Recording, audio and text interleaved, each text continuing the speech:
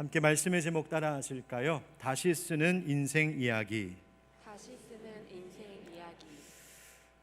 지난 주중에 광복절을 지내오면서 그 유명한 문구가 다시 거리 현수막에도 걸려 있는 것을 보았습니다. 역사를 잊은 민족에게는 미래는 없다라고 하는 바로 그 유명한 말입니다. 그 말은 지나온 역사를 우리가 돌아볼 때에 그것은 과거에 지나간 일, 그냥 끝나버리는 일이 아니라 앞으로 우리가 나아가야 할 길을 가르쳐주는 지침이 될 수 있음을 명심하라라고 하는 교훈이지요. 저는 출퇴근길 대로변 현수막에 걸린 그 말을 몇 번이나 되풀이하며 읽으며 한 시인의 이 말이 떠올랐습니다. 김중식이라고 하는 시인이 한 말인데요, 돌아보지 않으면 무엇이 아니라고요? 길이 아니다. 돌아보지 않으면 길이 아니다. 이 말이 무슨 뜻일까? 이 구절에 대하여 정재현이라고 하는 교수는 그의 책에서 이렇게 설명하고 있습니다. 우리는 살면서 무수한 길을 걸어오는데 눈에 보이고 확실한 길만 우리가 걸어오는 인생은 아니라는 것이죠. 그래서 때로는 내가 지금 어디로 가는지, 어떤 길로 가고 있는지, 또 앞으로 어디로 가야 되는지도 모른 채 그렇게 살아왔던 인생의 길도 많다는 겁니다. 때로는 매끈하고 반들반들한 마치 대리석으로 포장된 길과 같은 그런 인생길도 있었겠지만 그것만 있는 것이 아니라 그보다 훨씬 더 많은 경우 거칠고 황량해서 도무지 길 같지도 않은 길을 걸어왔던 인생의 시간들도 있었습니다. 하지만 아무리 그렇다고 해서 그 모든 거칠고 험했던 인생의 그 길들이 무의미하거나 무가치하게 판단될 것이 아닌 것은 우리가 그것을 다시 돌아볼 때에 새로운 의미가 거기에 부여될 수 있기 때문입니다. 돌아보지 않으면 길이 아니다. 이 말은 우리가 인생에 살아온 길을 다시 돌아볼 때에 비로소 그 길이 인생의 참된 길이 됨을 아는 것. 따라서 과거에 지나온 시간들은 박제되었거나 그냥 끝나고 지나가 버린 시간이 아니라 현재와 미래를 살아가는 동안에 그 과거의 모든 일들은 새로운 의미가 새롭게 덧붙여지는 것을 우리는 경험하며 살아갈 수 있다는 말입니다. 바꿔 말하자면 한 개인이든 교회든 국가든 어떤 집단이든지 간에 지나왔던 그 역사, 그 일어난 과거의 사건 자체를 우리가 되돌이켜 그것을 바꿔버릴 수는 없겠지만 오늘 우리가 현재 만나게 되는 또 다른 일들과 그 당면한 여러 일들 속에서 내가 살아가는 삶의 태도를 어떻게 취하느냐에 따라 지나왔던 과거 역사의 그 의미와 가치가 새롭게 될 수 있음을 말하고 있는 겁니다. 그러니 지나온 길을 돌아봐야 하는 것이죠. 그러니 돌아볼 때에 비로소 그것은 길이 되고 우리가 앞으로 어떻게 살아가야 되는가 하는 이정표가 될 수 있다는 말입니다. 여러분은 각자의 지나온 삶을 자주 되돌아보며 살고 계시는지요? 아유 목사님, 그냥 하루하루 지금 살아내는 것도 벅찬데 지난 날을 돌아보고 할 여유가 어디 있습니까? 혹시 그렇게 말씀하시는 분들도 계시지 않을까 싶습니다. 또 어떤 분은 목사님, 왜 부끄럽게 자꾸 과거를 들추시려고 하십니까?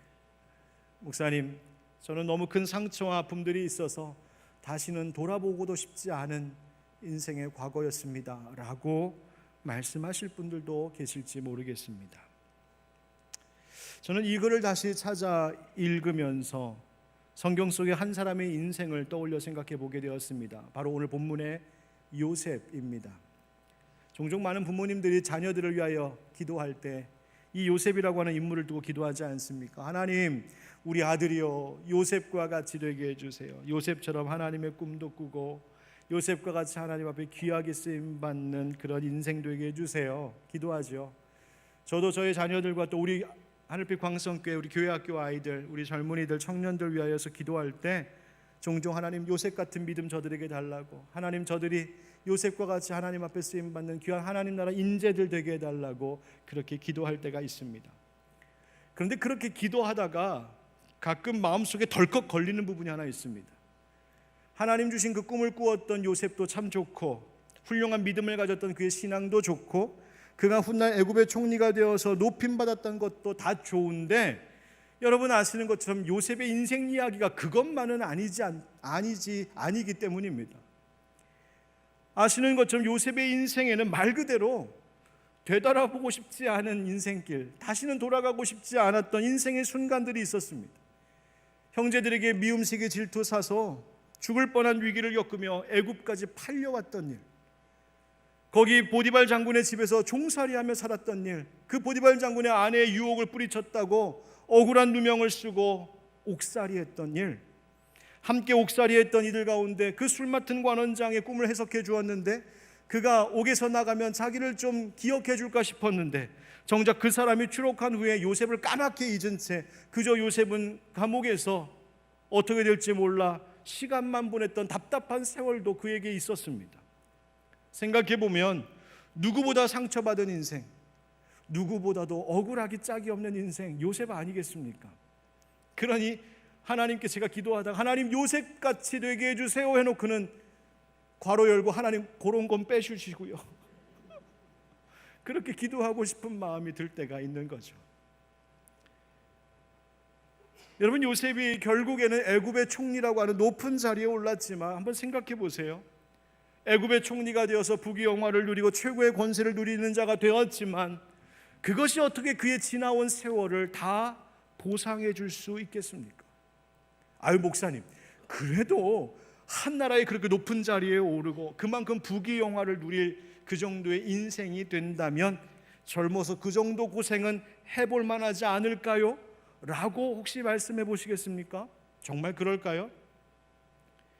여러분, 지난 2020년도에 과거 화성 연쇄살인 사건의 진범이 이춘재라고 하는 범인으로 재수사 결과 확인되면서 그동안 억울하게 그 사람 대신 20년 동안 누명을 뒤집어 쓰고 감옥살이했던 윤성여 씨의 일이 보도되면서 온 국민들이 참 가슴 아파했던 일이 있습니다.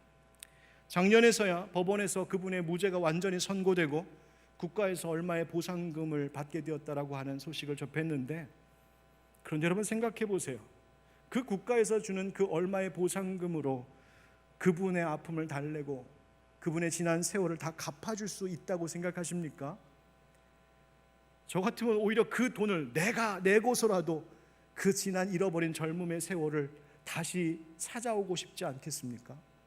여러분, 세상의 부귀영화와 권세가 잃어버린 시간들을 다 보상해 주는 것이 아니랍니다. 요셉의 인생이 상처 깊고 거칠었던 그 길, 그 인생의 길을 걸어왔던 요셉인데 우리가 그의 삶을 귀하게 여기고 참 복되다, 본받자 할 만한 인생 된 것은 그가 마침내 애굽의 총리가 되었다라고 하는 그것 때문이 아닙니다. 요셉 스스로도 그 높은 자리가 자기의 잃어버린 젊은 세월을 다 보상해 준 것이라고 여기지 않았던 것 같습니다. 어떻게 알 수 있냐고요? 요셉은 그가 있는 애굽의 총리로서 누렸던 것에 만족하지 못했습니다. 그가 하나님의 부르심을 받을 때 그가 죽기 직전에 그 자손들에게 남긴 유언 가운데 뭐라고 말했냐면, 우리 히브리 민족이 언젠가 하나님께서 약속하신 대로 이 애굽 땅에서 나가 하나님 약속하신 그 땅에 가게 되는 날이 오면 그때 내 유골도 같이 좀 가지고 나가달라고. 요셉은 평생 애굽에 있었고 그 말년에는 그 멋진 최고의 권세의 자리에 올라앉기는 했지만 그 자리가 요셉의 그 모든 것들을 다 보상해주고 그 마음을 달래주고 갚아줄 수 있었던 건 아니었던 것이죠. 만족할 수 없었습니다. 자, 그렇다면 그 깊은 상처와 거칠었던 인생을 살았던 요셉인데 그의 인생이 아름답고 영광스러운 인생 되었다라고 말할 수 있는 것은, 또 그렇게 우리가 그 의미를 부여할 수 있도록 변화된 것은 무엇 때문일까요? 그것은 애굽의 총리라고 하는 높은 자리와 부귀영화가 아니라 이미 요셉의 가슴 가운데 깊이 새겨져 있었던 변치 않는 한 가지의 고백 때문이었습니다. 한번 같이 따라 해보시겠습니까? 해석은 하나님께 있지 아니하니까. 해석은 하나님께 있지 아니하니까. 이 고백은 요셉이 억울한 옥살이를 하던 중에 했던 말입니다. 애굽 바로의 최측근이었던 이 술 맡은 관원장과 떡 맡은 사람이 요셉과 함께 옥살이를 했잖아요. 그때에 그들이 어느 날 밤 꿈을 꾸고는 아침에 일어나 그 꿈이 무엇인지를 모르겠다며 크게 근심하는 장면이 나옵니다. 아니 꿈 한 번 꾸고 뭐 그런 꿈도 꿨나 보다 하고 지나갈 만도 한데 이 사람들은 굉장히 심각해졌습니다. 이유가 있습니다. 그들이 뭐라고 말했었냐면 우리가 꿈을 꾸었으나 이를 해석할 자가 없도다 이렇게 근심했어요. 왜냐하면 당시 애굽인들에게는 이 꿈이 주는 의미가 깊었기 때문입니다. 그들에게 꿈이라고 하는 것은 죽은 사람들과 혹은 신들이고 하는 어떤 영적인 차원의 세계와 자신들을 연결지어주는 접촉점이 바로 꿈이라고 여겼어요. 그래서 이 꿈이 무엇인가에 따라서 내 인생이 어떻게 될 것인지를 점치고 판단하고 예상해 보려고 했던 것이죠. 그래서 애굽에는 꿈을 해석하는 전문가들이 있어서 점술사 또 당시에 지혜롭다는 현인들을 불러다가 이 꿈을 해석받고는 했습니다. 그런데 이 옥살이를 하고 있었던 사람들에게는 꿈 해석해 줄 자가 없으니 생사의 갈림길에 있던 사람들에게 이 꿈이 도대체 무슨 의미인지 얼마나 알고 싶었고 얼마나 불안했겠어요. 그래서 꿈을 꾸었으나 이를 해석할 자가 없도다 그렇게 탄식했던 것입니다. 꿈 해석 전문가가 필요했었던 것이죠. 그 근심하면서 하는 말을 옆에서 듣고 있었던 요셉은 그러나 그때 이미 알고 있던 것이 있습니다. 그게 뭐냐면 우리의 인생과 우리의 꿈을 해석해 주는 전문가는 따로 있다는 것이었습니다. 누구이실까요? 맞습니다. 바로 하나님이십니다. 그래서 대답한 것이 해석은 하나님께 있지 아니하니까. 청하건대 내게 이르소서. 내게 말씀해 주시면 하나님께 내가 묻고 하나님이 뭐라고 해석해 주시는지 들어 알려드리겠습니다 라고 하는 것이었습니다. 해석은 하나님께 있다. 여러분, 우리가 살면서 겪는 모든 일들, 내가 지금까지 지내온 인생의 역사를 제대로 해석하실 수 있는 분, 내 인생에 일어난 일들을 설명해 주실 수 있는 분은 하나님뿐이심을 요셉은 알았던 것이죠. 인생을 만드시고 이끄신 창조주이시고 목자 되신 분도 하나님이시요, 그런 인생에게 꿈을 주시기도 하시고 그 삶의 길을 인도하신 분은 하나님이시라는 것을 요셉은 잊지 않았습니다. 여러분, 그렇습니다. 우리에게 있는 모든 일들의 가장 뛰어난 해석자는 하나님이십니다. 왜 그럴까요? 그 인생을 지으신 분도 하나님이시요, 그 인생 가운데는 때로는 어려운 숙제를 내주신 그 문제 제출자도 하나님이시기 때문입니다. 요셉이 가졌던 신앙이 바로 그것이에요. 그래서 그는 하나님의 모든 섭리와 주권 안에 자신의 인생이 있음을 고백했던 것이죠. 우리의 삶에도 해석이 필요할 때가 있지 않습니까? 겪고 있는 어려움, 하나님 왜 나에게 이런 일이 일어납니까? 하나님 왜 내 인생 가운데, 내 가정 가운데, 우리 직장에 하나님 왜 이런 일이 있어야 했습니까? 그 어려움의 의미에 대해서 해석해 달라고, 하나님 좀 설명 좀 해달라고 하나님 앞에 묻고 싶을 때 있잖아요. 하나님 왜? 도대체 이게 뭡니까? 또 한 가지 하나님 앞에 구하는 해석이 있습니다. 좋습니다. 하나님, 우리의 인생 가운데 이런 일이 있다고 칩시다. 그런데 어떻게 앞으로 해야 됩니까? 내가 앞으로 어떻게 해야 될지 길이 보이지 않습니다. 인생이 막막합니다. 하나님 설명 좀 해주세요. 좀 가르쳐 주세요. 하나님께 묻고 싶을 때가 있어요. 요셉이 아마도 옥중에서 밤마다 순간순간마다 이 질문 하나님 앞에 드리지 않았겠습니까? 하나님, 왜 영들이 나를 미워해야 했습니까? 내가 왜 여기까지 팔려와야 했습니까? 하나님, 내가 왜 종살이 해야 됩니까? 하나님, 내가 왜 억울하게 이렇게 누명 쓰고 옥살이 해야 됩니까? 하나님, 왜 이런 건지 설명을 좀 해봐 주십시오. 여러분, 그때마다 그렇게 하나님 앞에 묻고 싶어 할 때마다 하나님 분명 그에게 말씀하시지 않았겠습니까? 하나님 이렇게 대답하셨을 거예요. 그래, 너의 인생에 대하여서 일어난 모든 일들 내가 알지. 그러나 그 인생의 모든 때마다 내가 너를 떠나지 않고 있고 너의 삶의 모든 것들을 설명할 수 있는 이는 바로 나뿐임을 너 잊지 말고 살아라. 지금은 네가 이해되지 않고 지금은 설명되지 않지만 내가 계획한 나의 그때에 내가 너로 하여금 이 모든 것을 알게 할 날이 있을 테니 그때까지 네 인생의 해석자, 네 인생의 설명가가 될 수 있는 바로 나에게서 떠나지 말라고 하나님 밤마다 요셉을 위로해 주셨을 것입니다. 여러분, 신앙이 무엇일까요? 믿음으로 산다는 것이 뭐라고 생각하십니까? 믿음으로 산다는 것은 내 삶의 현실과 이 세상을 새로운 눈으로 보게 하는 힘입니다. 상처도 많고 실패도 많고 억울한 일도 당하고, 그래서 하나님, 나는 내 인생 다시는 돌아보고 싶지 않아요 하는 그런 일들이 혹시 있었다 할지라도 다시 그 모든 것을 나의 관점이 아닌 하나님의 관점으로, 하나님의 시선으로 다시 보게 하고 다시 재해석할 수 있게 해주시는 분이 바로 하나님이시오, 그 하나님이심을 믿는 것이 신앙의 힘입니다. 그렇다면 과연 요셉은 이 신앙의 힘을, 이 깨달음과 이 믿음을 그의 삶 가운데 어떻게 적용했던 것일까요? 오늘 말씀을 함께 살펴보면서 바로 우리 인생의 전문 해석가이신 하나님, 요셉의 하나님이 바로 내 인생의 하나님이시기도 하고 그 하나님이 내 삶을 새롭게 보게 하시는 해석자임을 깨닫는 은혜가 되기를 주의 이름으로 축복합니다. 함께 따라 하실까요? 모든 것을 아시는 하나님과 함께. 모든 것을 아시는 하나님과 함께. 오늘 본문은 흉년이 이제 이 땅에 시작되고 먹을 것을 구하기 위해 애굽까지 왔던 요셉의 형들이 우여곡절 끝에 애굽의 총리가 된 이 요셉 앞에 서게 되는 장면입니다. 만약 이 이야기를 영화나 연극으로 만드는 연출가나 감독이라고 한다면 여러분, 이 장면 최고의 하이라이트, 가장 절정으로 만들고 표현해야 될 이 장면입니다. 요셉은 그동안 참고 참았던 말을 드디어 꺼냅니다. 45장 1절에 보면 요셉이 형들 앞에서 북받치는 이 감정을 더 이상 억누르지 못하고 자기의 시종을 듣는 모든 종들을 다 밖으로 내보내고는 형들과 독대하면서 이렇게 이야기하기 시작합니다. 4절 말씀인데요, 요셉이 형들에게 이르되 내게로 가까이 오소서. 그들이 가까이 가니 이르되 나는 당신들의 아우 요셉이니 당신들이 애굽의 판자라. 형님들, 내가 바로 당신들이 그 오래전에 애굽에 팔아넘겼던 동생 요셉입니다. 형님들,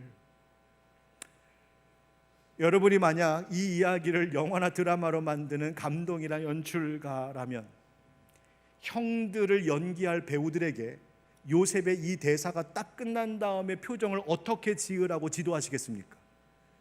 상상이 가시죠? 먼저 깜짝 놀라야죠. 믿을 수 없는 일이 눈앞에 펼쳐진 거 보면서 얼마나 놀랐겠습니까? 자, 그 다음 이어지는 표정은 뭐여야 됩니까? 이젠 죽었구나. 그러지 않았겠어요? 이젠 끝났구나.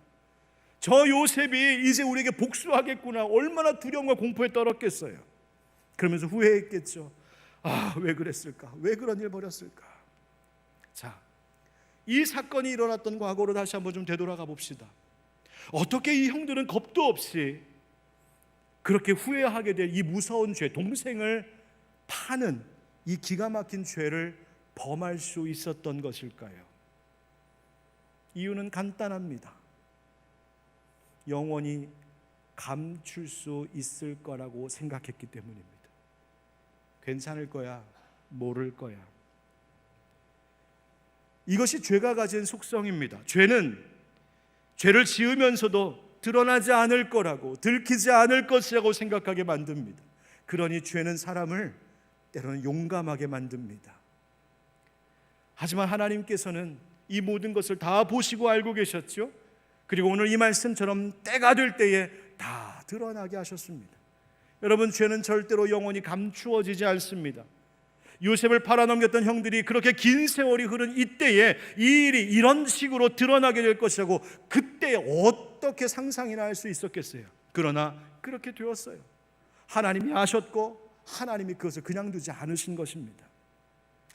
여러분, 요즘 이 사회에서 벌어지는 끔찍한 범죄들, 막 묻지마 폭행, 묵지마 살인, 이런 일들 때문에 모두가 경악하고 있습니다. 야, 세상 정말 험하고 무서워졌다.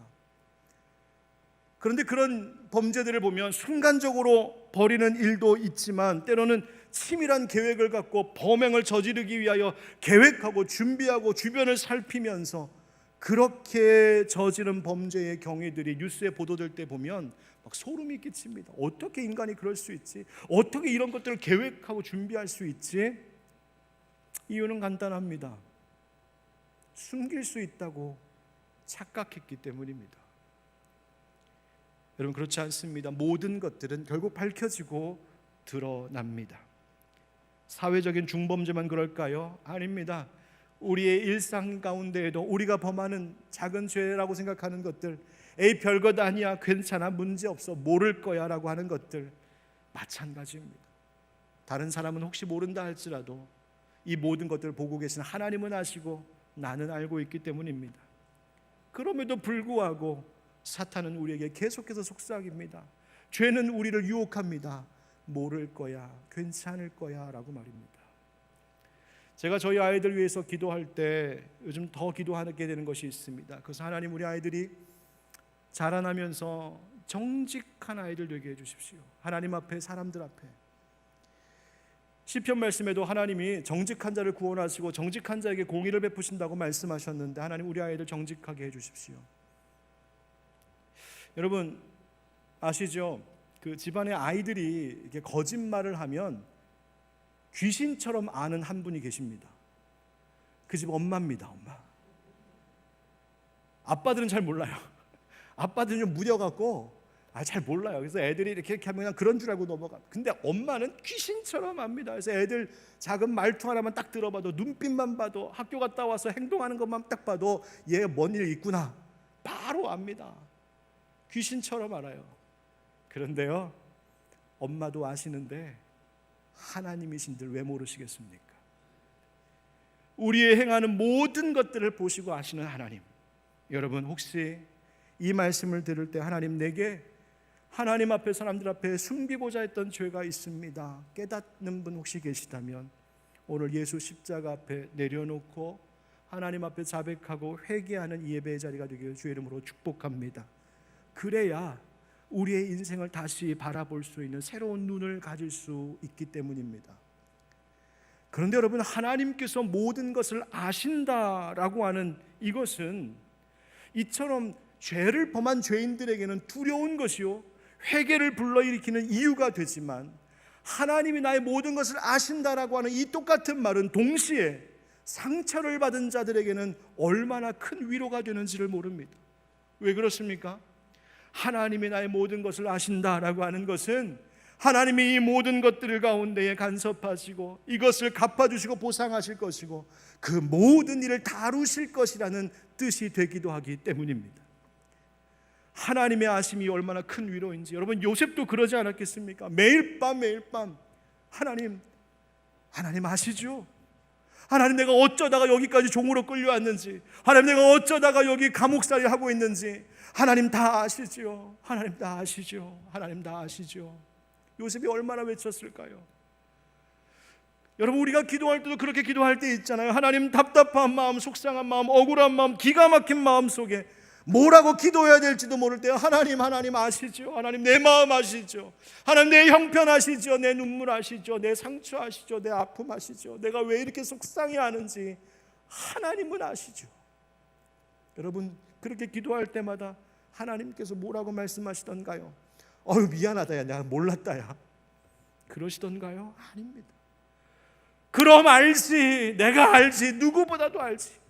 내가 네 마음도 알고 네 눈물도 알고 네 수고도 알고 너의 답답한 마음, 속상한 것도 내가 다 알지. 네가 어떤 형편 가운데 있는지, 너의 가정과 자녀들과 너의 직장 생활 속에 무슨 일들이 있는지 내가 알지. 그런데 말이야, 나도 네가 좀 알았으면 좋겠는 게 있어. 너의 모든 것을 알고 있는 내가, 네가 그렇게 기막혀하는 인생의 모든 순간마다 한 번도 너를 떠나지 않고 너와 함께 하고 있었다는 것을 너도 좀 알아줬으면 좋겠어.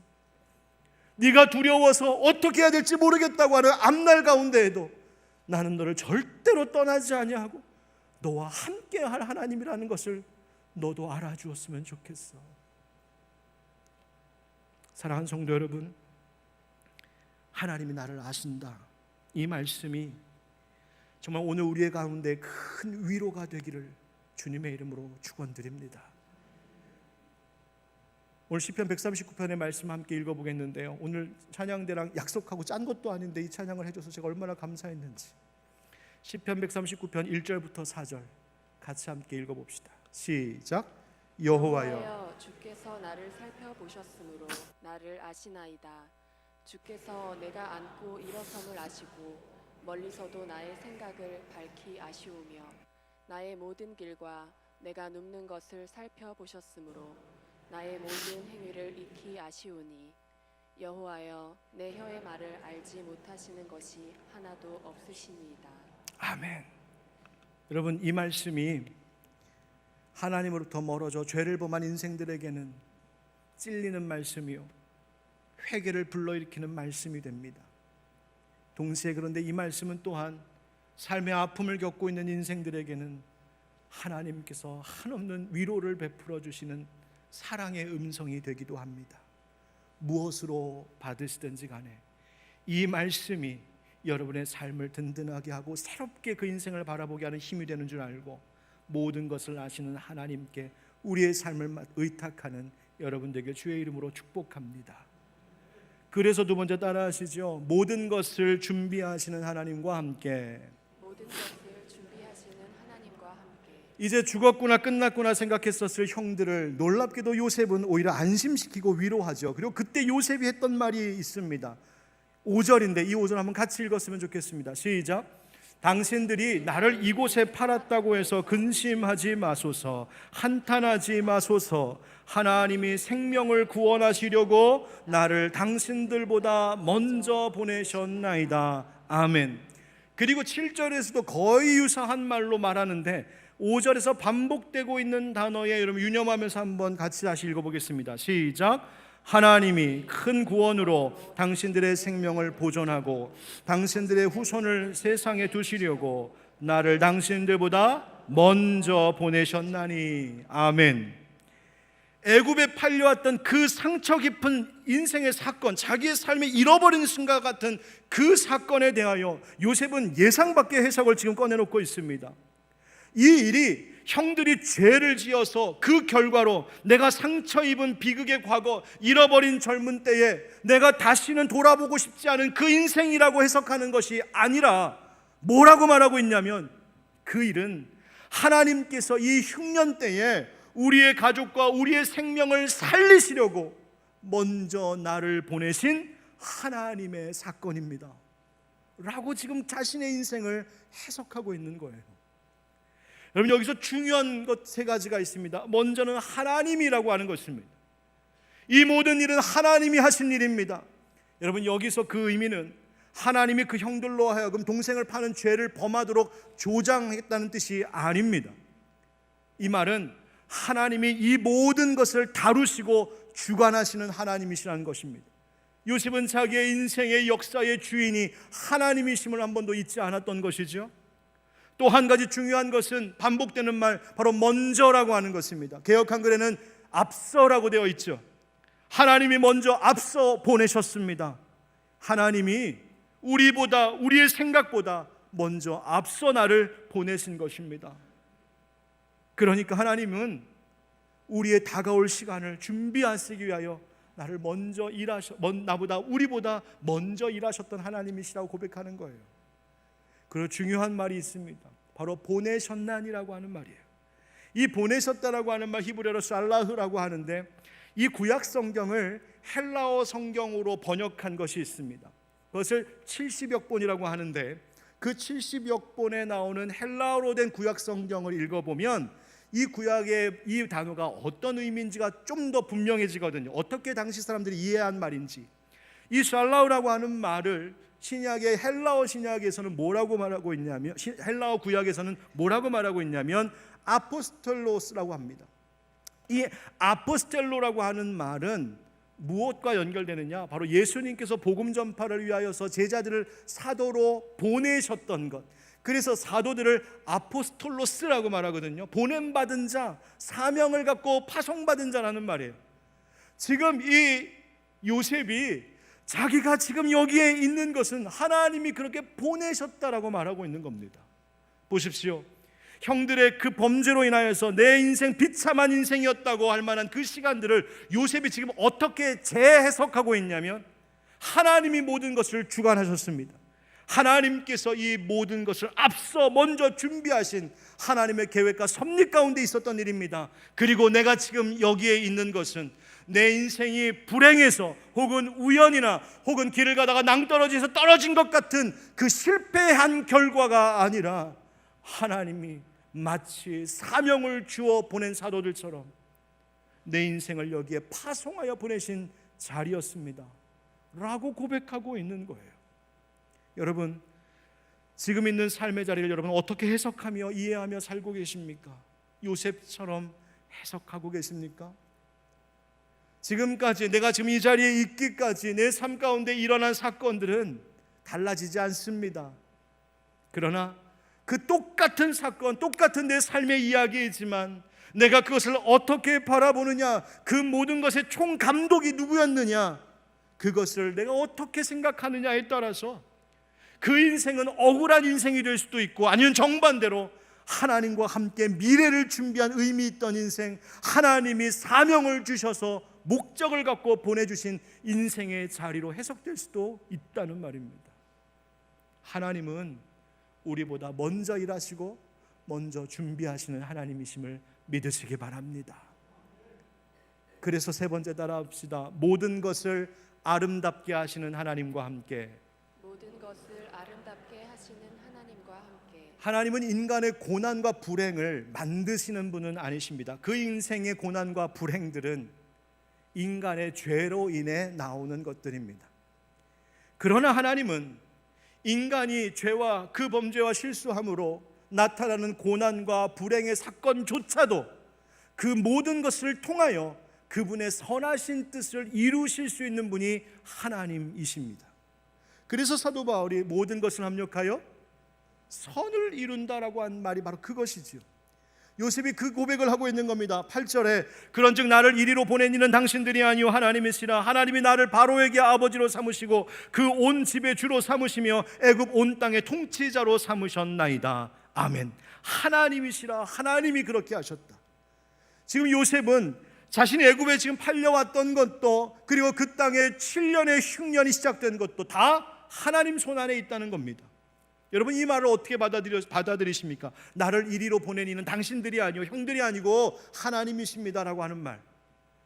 그저 억울한 자가, 상처 입은 자가 자기의 아픔을 그냥 덮기 위하여서 현실을 부정하고 그냥 인간적으로, 그냥 심리적으로, 그래 인생을 좀 긍정적으로 생각해야지, 좋게 생각해야지, 단순히 그런 동기로 하나님이 하신 거라고 그렇게 지금 말하고 있는 것 같습니까? 아닙니다. 이 요셉의 고백은 그저 인간적인 긍정적 사고로 이야기하는 것이 아니라 실제로 이 모든 역사가 하나님의 선하심과 능력을 나는 믿습니다, 하나님이 하신 일입니다라고 하는 한 신앙인의 인생 재해석이었습니다. 하나님은 상처까지도 아름답고 선하게 바꾸시는 하나님이심을 믿었던 것입니다. 미국의 한 신학교 교수가 그의 책에서 이렇게 말했습니다. 이전과 다른 삶을 살도록 이끄는 것은 내담자로 하여금, 내담자란 그 상담을 받는 사람이죠.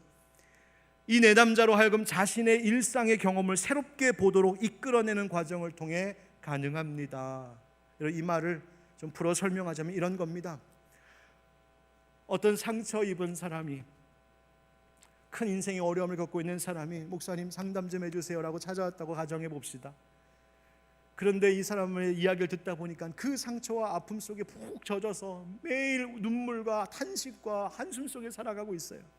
어떻게 하면 이분이 이 상담을 마치고 나아갈 때는 보다 다른 삶으로 밝고 힘차게 다시 소망 있게 살아갈 수 있을까? 무엇이 필요할까? 그것은 그분이 지금 겪고 있는 인생의 여러 가지 일들과 그 경험들을 자기의 눈, 자기의 관점으로 바라보는 것이 아니라, 심지어 다른 사람들의 관점으로 보는 것이 아니라 하나님이 이 일을 어떻게 보고 있는지 새로운 관점으로 볼 수 있도록 그분의 시선을, 그분의 관점을 수정해 주는 과정을 통하여 새로운 삶을 살게 된다는 이야기입니다.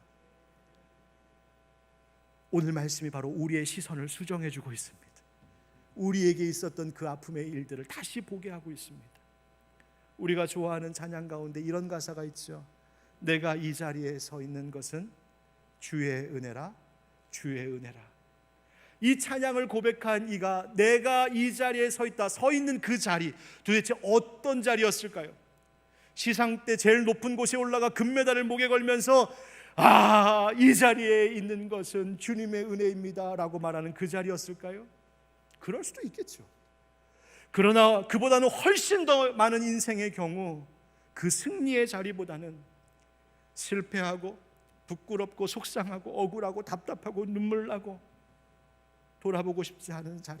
하지만 알고 보니 이 자리도 하나님이 준비하시고 이 자리에도 함께 하시고 이 자리에도 내게 사명과 목적을 주신, 그렇군요, 이 자리도 여기에 있는 것도 다 주님의 은혜입니다 라고 노래하고 있는 것이죠. 그렇게 고백할 때 내 인생의 의미가 다시 써지기 시작하는 것입니다. 우리 로마서 8장 28절 한번 같이 읽고 마치겠습니다. 시작. 우리가 알거니와 하나님을 사랑하는 자 곧 그의 뜻대로 부르심을 입은 자들에게는 모든 것이 합력하여 선을 이루느니라. 아멘. 여러분, 우리의 인생을 설명해 주실 수 있는 유일한 참 해석자 하나님, 그 하나님이 모든 것을 아시고 모든 것을 먼저 준비하시고 모든 것을 선하고 아름답게 바꾸시는 하나님이심을 믿고 그분과 함께 여러분의 삶을 다시 써보시기를 축복합니다. 그렇게 아프기만 했고 돌아보고 싶지 않았던 그 인생의 순간이 사실은 하나님께서 어느 때보다 우리와 가까이 계시며 우리에게 은혜 베풀어 주셨다는 시간이었음을 깨닫게 되실 것이고, 그 깨달음이 있을 때 우리가 앞으로 어떻게 살아가야 되는지에 대한 새로운 길, 새로운 이정표가 되게 하실 줄 믿습니다. 우리 함께 찬양합시다. 나를 지으신 주님, 함께 가사를 생각하면서 찬양하면 좋겠습니다.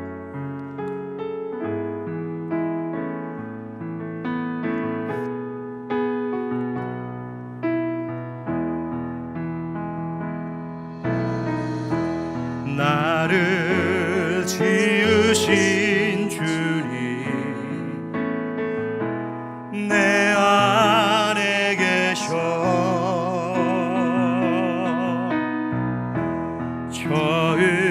처음부터 내 삶은 그의 손에 있었죠. 내 이름 아시죠? 내 이름 아시죠? 내 모든 생각도 내 흐르는 눈물 그가 닦아 주셨죠. 그는 내 아버지,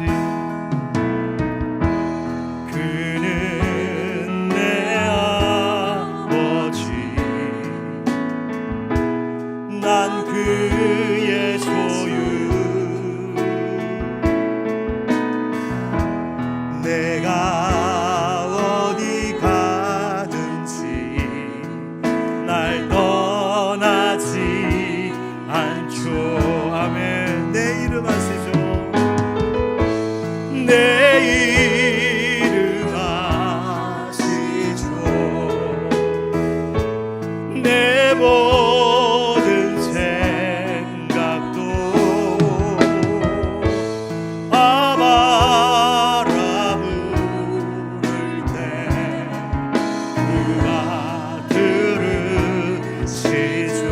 그가 들으시죠. 그가 들으시죠. 그가 들으시죠. 그가 들으시죠. 함께 말씀을 생각하면서 기도합시다. 하나님, 우리의 모든 걸 아시고 주관하시는 하나님, 우리의 인생을 세상과 그저 인간의 눈으로 해석하는 것이 아닌 하나님의 눈으로 내 삶의 길들을 되돌아볼 수 있는 믿음을 새롭게 하여 주셔서 우리의 인생이 주 안에서 얼마나 복된 인생인들인지를 다시 한번 깨닫게 하여 주시옵소서. 하나님, 또 이 무더위에 우리 형제자매들 지켜주시고 또 이 나라의 무서운 범죄들이 이제는 멈추고 정말 선하고 안전한 사회가 될 수 있도록 변화시켜 주시옵소서. 우리 함께 주님께 간절히 기도드리겠습니다. 기도합시다. 주여, 하나님 아버지, 우리의 삶의 주님, 우리의 인생의 해석자 되시는 주님, 나의 모든 것을 아시고 나의 모든 것을 주관하신 하나님이신 줄 믿습니다. 하나님, 나의 모든 것 아시는 하나님, 아픔과 눈물로 새로워지게 하여 주옵소서. 하나님이 모든 것들의 의미가 새로워지게 하여 주시옵소서. 주님의 관점으로 내 삶을 바라보며 다시 써내려가는 인생 되게 하여 주옵소서. 그때 바로 용서, 그때 바로 회복이 있을 줄 믿습니다.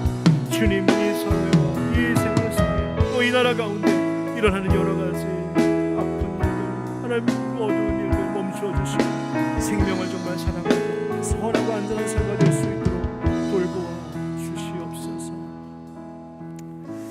우리의 삶의 목자 되시고 해석자 되시고 감독자 되시는 하나님, 우리의 모든 것을 아시는 하나님이심이 우리에게 얼마나 큰 위로요 또 힘이며 또 그것이 나를 얼마나 거룩한 길로 가도록 붙들어 주시는 말씀인지 모르겠습니다.